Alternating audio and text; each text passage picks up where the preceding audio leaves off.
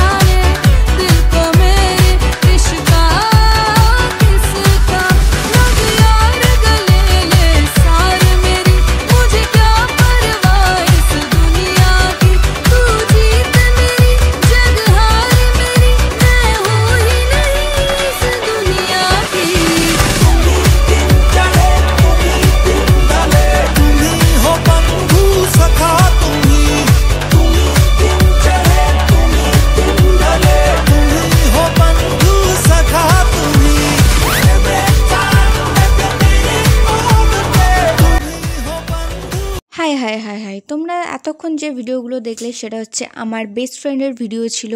আমি এসেছি আমার বেস্ট ফ্রেন্ডের বাড়ি।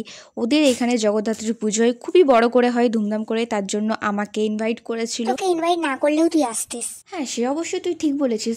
বেস্টুর বাড়ি ও ইনভাইট করলে তবেই কি আসবো। তো তোমরা তো জেনেই গেলে যে আমি কার বাড়ি এসেছি।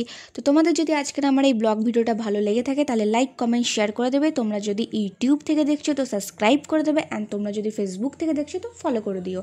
আর আমার এই ভিডিওটা যদি তোমাদের ভালো না লেগে থাকে তাও করবে, লাইক কমেন্ট শেয়ার সাবস্ক্রাইব সব কিছুই করবে।